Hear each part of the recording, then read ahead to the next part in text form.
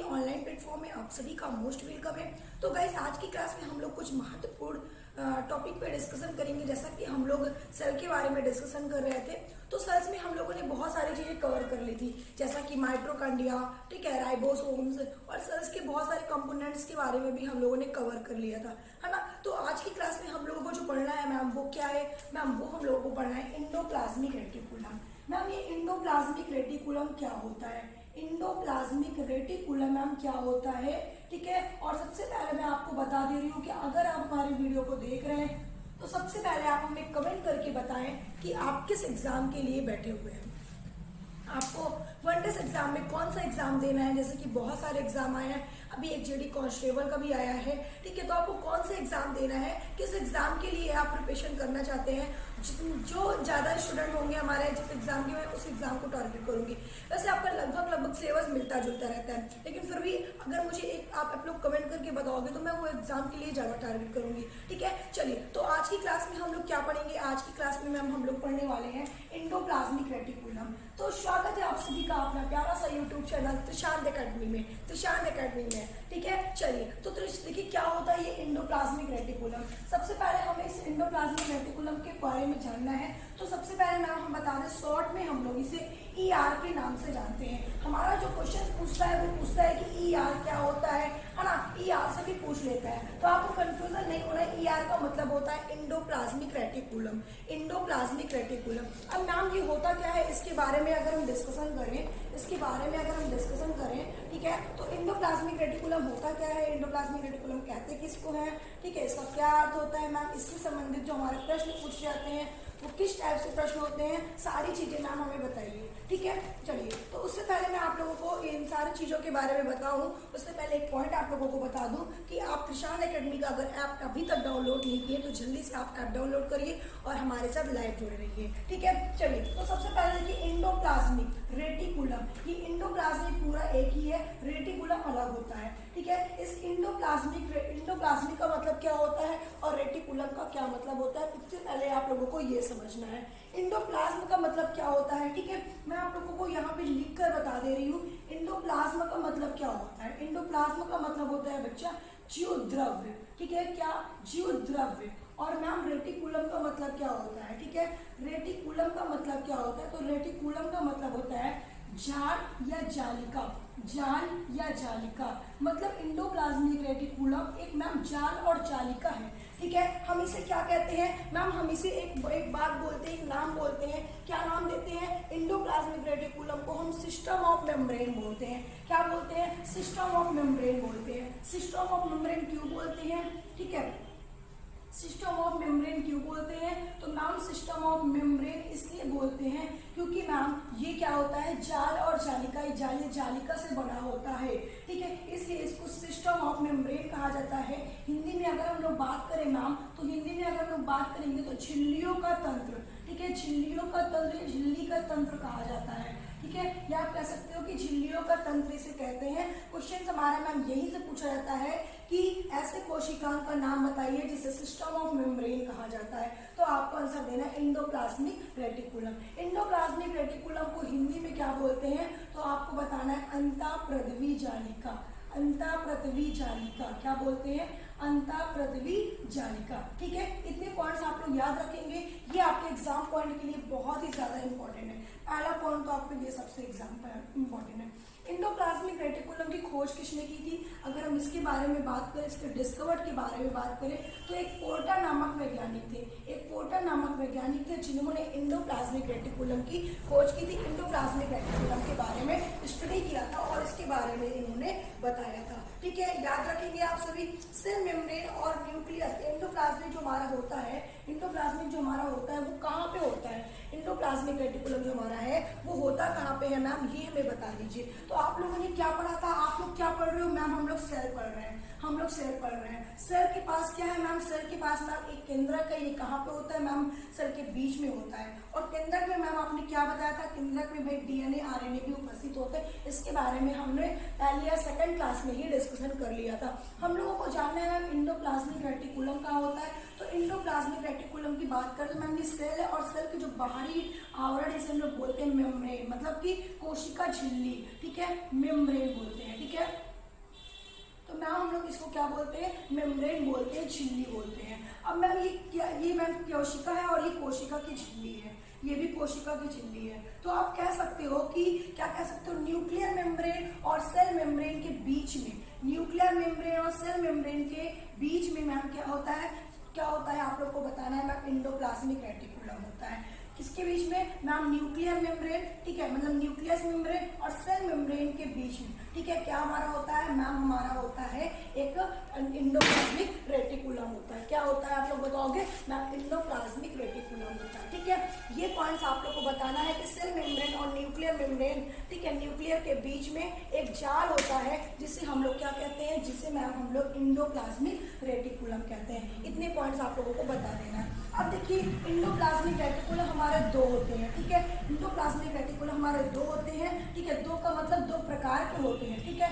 एक होता है बच्चा क्या, रफ एंडोप्लाज्मिक रेटिकुलम, ठीक है, एक होता है हमारा रफ एंडोप्लाज्मिक रेटिकुलम और एक हमारा होता है स्मूथ एंडोप्लाज्मिक रेटिकुलम, ठीक है। मैम एक रफ होता है, एक स्मूथ होता है, मतलब रफ मतलब एक खुरदुरी होता है, स्मूथ मतलब एक चिकनी होता है, ठीक है। एक चिकनी होता है, एक खुरदुरी एंडोप्लाज्मिक रेटिकुलम होता है। तो मैम जो हमारे कहाँ पे होते हैं, जो हमारे न्यूक्लियस के पास होते हैं, ठीक है, कहाँ पे मैम, जो हमारे न्यूक्लियस के पास होते हैं, ठीक है, इसको हम लोग क्या कहते हैं, इसको मैम हम लोग क्या कहते हैं, ये वाले को हम लोग मैम बोलते हैं कौन सा मेम्ब्रेन, कौन सा एंडोप्लाज्मिक रेटिकुलम, तो आप लोग को बोलना है ना कि स्मूथ एंडोप्लाज्मिक रेटिकुलम। और देखो जो ये वाला होता है ये किसके पास है, ये मैम सेल मेम्ब्रेन के पास है, तो इस वाले को हम लोग बोलते हैं rough endoplasmic.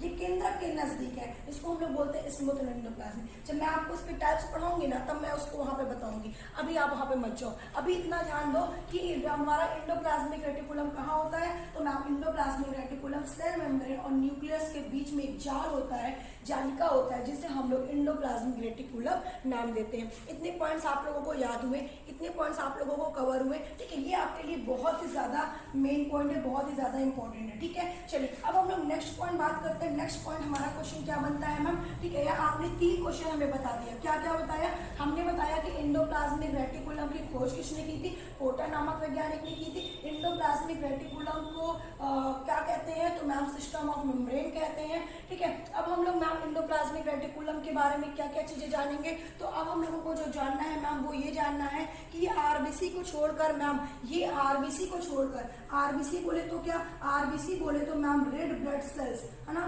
Red blood cells, ये मैम रेड ब्लड सेल्स को छोड़कर सभी जितने भी मैम यूकैरियोटिक, ठीक है, जितने भी मैम यूकैरियोटिक सेल्स हैं, जितने भी यूकैरियोटिक सेल्स हैं मैम सभी में ये पाए जाते हैं। क्या बताओगे आप मैम, केवल आरबीसी को छोड़कर सभी यूकैरियोटिक सेल्स में क्या होते हैं, प्रेजेंट होते हैं, ठीक है। अब देखिए मांसपेशियों में एंडोप्लाज्मिक रेटिकुलम को, ठीक है, मांसपेशियों में एंडोप्लाज्मिक रेटिकुलम को हम एक नाम से जानते हैं, ठीक है। 1 मिनट बच्चे थोड़ा सा,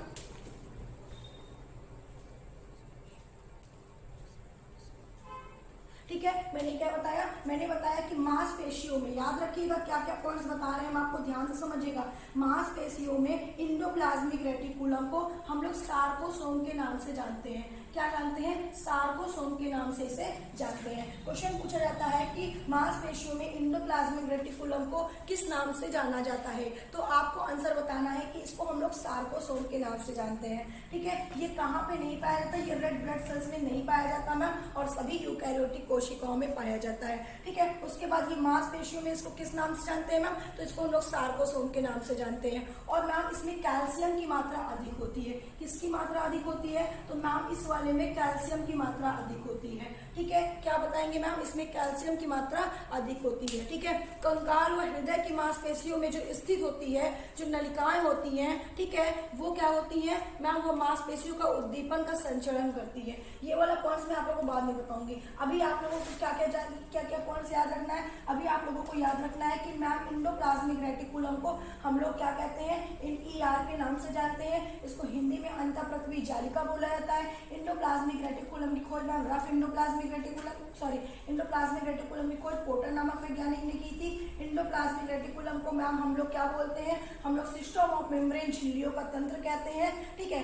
और मैम क्यों कहते हैं, क्योंकि मैम ये जाल और जालिका से मिलकर बने होते हैं, इसलिए हम लोग इसको एक झिल्लियों का तंत्र कहते हैं, ठीक है। उसके बाद मैम हम लोगों ने बताया कि जो हमारा एंडोप्लाज्मिक रेटिकुलम होता है वो आरबीसी को छोड़कर सभी यूकैरियोटिक कोशिकाओं में पाया जाता है। फिर मैंने बताया कि मांसपेशियों में जो एंडोप्लाज्मिक रेटिकुलम होते हैं उसे हम लोग सार्कोसोम बोलते हैं, जिसमें कैल्शियम की मात्रा क्या होती है, जिसमें मैम कैल्शियम की मात्रा अधिक होती है। इतने पॉइंट्स आप लोगों ने मैम हमें बताए हैं। यहाँ तक सबको समझ में आ गया होगा, ठीक है, यहाँ तक सबको समझ में आ गया होगा। अब हम लोग नेक्स्ट बात करेंगे मैम आगे, ठीक है। अब हम लोग नेक्स्ट आगे मैम बात करते हैं। देखिए मैम एंडोप्लाज्मिक रेटिकुलम के 3 घटक होते हैं। एंडोप्लाज्मिक रेटिकुलम के 3 घटक होते हैं और वो घटक कौन कौन से होते हैं, आइए हम लोग थोड़ा उस पर चर्चा कर लेते हैं, ठीक है। एंडोप्लाज्मिक रेटिकुलम के 3 घटक होते हैं और मैम उसके कुछ प्रकार होते हैं, तो हम लोगों को मैम इसके बारे में भी बात करना है, ठीक है। सबसे पहले हम लोग बात कर लेते हैं मैम एंडोप्लाज्मिक रेटिकुलम के प्रकार के बारे में, ठीक है। जहां से मैम क्वेश्चन हमारे एग्जाम के लिए, एग्जाम पॉइंट के लिए बहुत ही ज्यादा इंपॉर्टेंट है,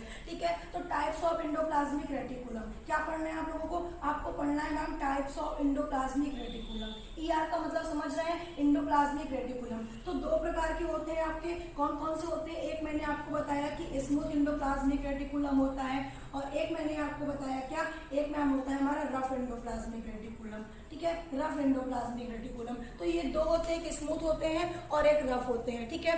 तो रफ वालों को क्या बोलते हैं मैम, रफ वालों को बोला जाता है खुरदुरी अंतःप्रतिविजालिका, खुरदरी अंतःप्रतिविजालिका। और स्मूथ वाले को क्या बोलते हैं मैम, चिकनी अंतःप्रतिविजालिका, है ना, चिकनी अंतःप्रतिविजालिका। पूरा लिखने की जरूरत नहीं है, आप समझ जाओगे, ठीक है। चिकनी अंतःप्रतिविजालिका और खुरदरी अंतःप्रतिविजालिका। अब मैम हमें ये बताइए कि हमारे जो 2 प्रकार के होते हैं, तो क्या मैम एंडोप्लाज्मिक रेटिकुलम दोनों एक ही जगह होते हैं, तो हम कैसे पता चलेगा कि ये वाला मैम चिकनी अंतःप्रतिविजालिका और खुरदरी अंतःप्रतिविजालिका है। मैम हमें डायग्राम बना के समझाइए, है ना, यही आपका क्वेश्चन है, बिल्कुल आपका क्वेश्चन यही होना चाहिए, ठीक है। तो आपको अगर डायग्राम बना के समझाया जाए, तो जैसा कि आप देख रहे हैं ये आपका कोशिका है और ये आपका न्यूक्लियस है। मैंने बताया कि आपका एक यहाँ पे होता है, ठीक है, एक आपका यहाँ पे होता है, ठीक है। मान लेते हैं 2 हमारा एंडोप्लाज्मिक रेटिकुलम है मैम, एक ये किसके में, इस सेल मेम्ब्रेन के पास है ना, और एक मैम क्या है, न्यूक्लियस के पास है। तो मैम जो न्यूक्लियस के पास होता है, ठीक है, मैम जो न्यूक्लियस के पास होता है, ठीक है,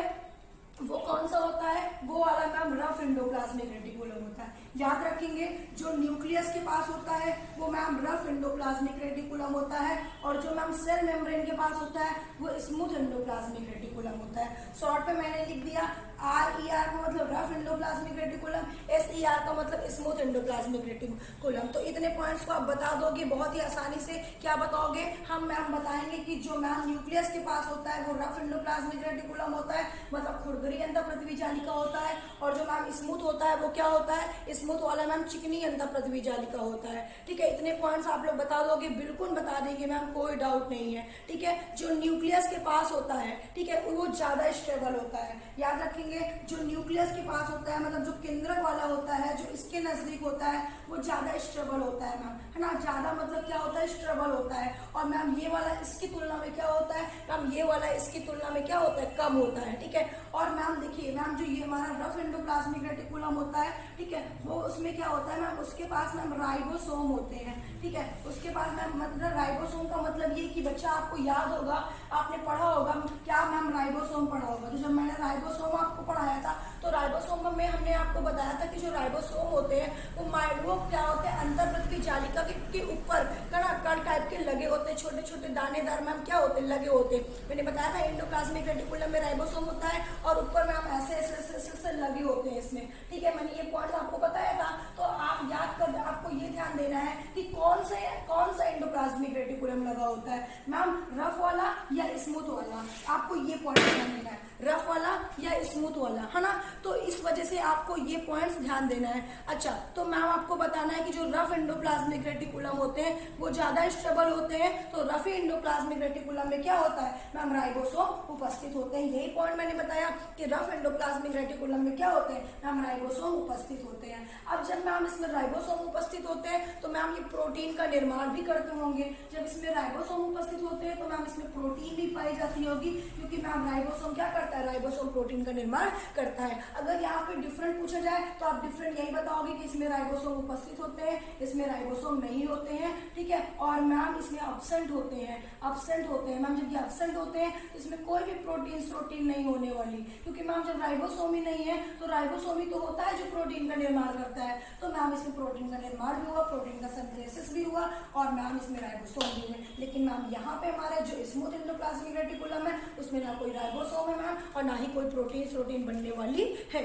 याद रखेंगे इतने पॉइंट्स। तो मैम ये बनाती क्या है अगर प्रोटीन नहीं बनाती तो, है ना, यहाँ पे ये भी एक पॉइंट हो गया, ठीक है। तो आप लोग को ध्यान देना है, ठीक है, ध्यान देना है कि ग्लाइकोप्रोटीन बनाती है, ठीक है। जो रफ एंडोप्लाज्मिक रेटिकुलम होता है वो प्रोटीन बनाती है, ग्लाइकोप्रोटीन बनाती है, ठीक है। और मैम ये क्या होती है, ये वाली मैम ठीक है। आप क्या बताओगे, आप बताओगे कि मैम जो हमारी रफ एंडोप्लाज्मिक रेटिकुलम होती है, ठीक है, वो क्या बनाती है, राइबोसोम राइबोप्रोटीन बनाती है तथा ग्लाइकोप्रोटीन बनाती है। और मैम ग्लाइकोप्रोटीन से जुड़ी होती है इसमें सिस्टर्नी तथा नलिका, इसमें सिस्टर्नी तथा पुटिकाएं भी होती हैं, इसमें सिस्टर्नी तथा पुटिकाएं भी होती हैं, है ना। क्या बताओगे आप लोग, आपको बताना है कि मैम जो हमारी रफ एंडोप्लाज्मिक रेटिकुलम होती है, ठीक है, मैम ये राइबोसोम इसमें पाए जाते हैं, इसमें प्रोटीन सिंथेसिस होता है, और मैम ग्लाइको, ठीक है, ग्लाइकोप्रोटीन का भी सिंथेसिस होता है, ठीक है, ग्लाइकोप्रोटीन का भी मैम सिंथेसिस होता है।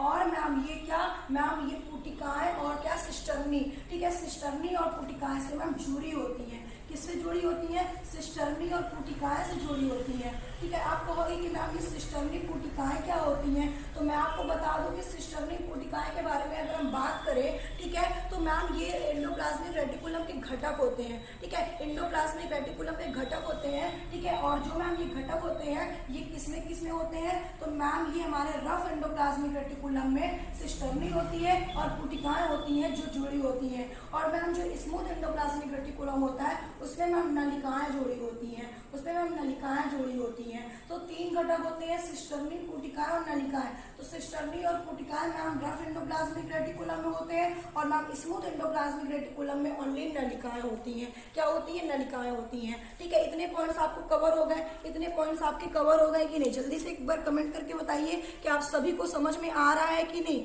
सभी को समझ में आ रहा है कि नहीं, ठीक है। अब देखिए अब हम लोग क्या बात करेंगे, मैम हम लोग बात करेंगे कि रफ एंडोप्लाज्मिक रेटिकुलम की, रफ एंडोप्लाज्मिक रेटिकुलम का मैम कार्य क्या होता है, ठीक है। इस वीडियो में हम लोग जो पॉइंट्स आपको बताए हैं वो आपके एग्जाम पॉइंट के लिए बहुत ही ज्यादा उपयोगी है, ठीक है। अगर आप हमें कमेंट करके एग्जाम बताते हैं कि आपको कौन सा एग्जाम देना है आपकी, है ना, उस एग्जाम को आपको पार करना है कि नहीं करना है, आपको उस एग्जाम में अच्छे नंबर्स लाने हैं कि नहीं लाने, मैम आपको जॉब करनी है कि नहीं करनी, सारी चीजें अगर आप हमें बताओगे तभी हम आप लोगों की हेल्प कर पाएंगे, है ना। तो चलिए कोई बात नहीं, ठीक है। वैसा सिलेबस लगभग एक है, लेकिन फिर भी जो स्टूडेंट हमारे ज्यादा होंगे जिस एग्जाम के लिए, ठीक है, उसी एग्जाम के लिए हम लोग ज्यादा फोकस करेंगे, ठीक है। चलिए तो हम लोग किसके बारे में बात कर रहे हैं मैम, इसके फंक्शन के बारे में बात कर रहे हैं, इसके फंक्शन के बारे में बात कर रहे हैं, ठीक है। देखिए फंक्शन के बारे में मैम अगर हम लोग बात करें तो सबसे पहला पॉइंट तो हमारा एक फंक्शन से ये हो जाता है कि मैम एंडोप्लाज्मिक रेटिकुलम में प्रोटीन का सिंथेसिस करते हैं, ठीक है। जो आपका, ठीक है,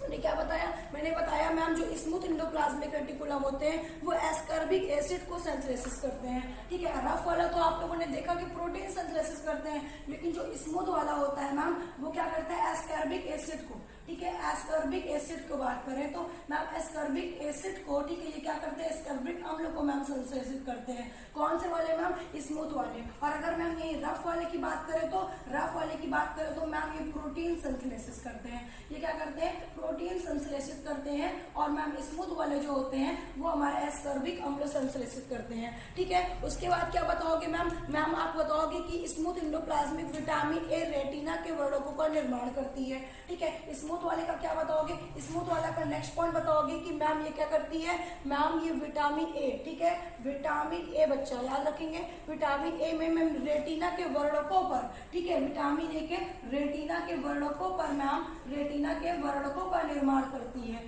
ठीक ठीक है, क्या बताओगे, रेटिना के वर्णकों का निर्माण करती है। कौन मैम, मैम हमारा जो स्मूथ एंडोप्लाज्मिक रेटिकुलम होता है वो, ठीक है। उसके बाद बच्चा, उसके बाद आप क्या बताओगे, उसके बाद बताओगे मैम ये लिपिड और संश्लेषित करती है, लिपिड का संश्लेषित करती है, ठीक है। लिपिड और मैम एक हार्मोन्स होता है जिसका नाम है स्टेरॉइड हार्मोन्स, ठीक है। स्टेरॉइड हार्मोन्स होता है मैम, स्टेरॉइड जो हार्मोन्स होता है, ठीक है। और मैम लिपिड जो होता है उसका मैम क्या करती है मैम, उसका भी मैम ये क्या करती है, उसका भी मैम, ठीक है, ये संश्लेषित करती है। तो स्मूथ एंडोप्लाज्मिक रेटिकुलम ये वाला काम करती है और रफ एंडोप्लाज्मिक रेटिकुलम ये वाला काम करती है। इस तरीके से इसके आपके फंक्शंस हो गए, इस तरीके से इसके आपके फंक्शंस हो गए। और एक फंक्शन मैं आपको बता दूं जो बहुत ही ज्यादा इंपॉर्टेंट है, आप उसको नोट पॉइंट कर लो एग्जाम पॉइंट के लिए, जो सबसे एग्जाम पॉइंट के लिए बहुत ही ज्यादा इंपॉर्टेंट है आपका, तो याद कर लो कि मैम पौधों में जो स्मूथ एंडोप्लाज्मिक रेटिकुलम होता है वो स्फेरोसोम का निर्माण करती है।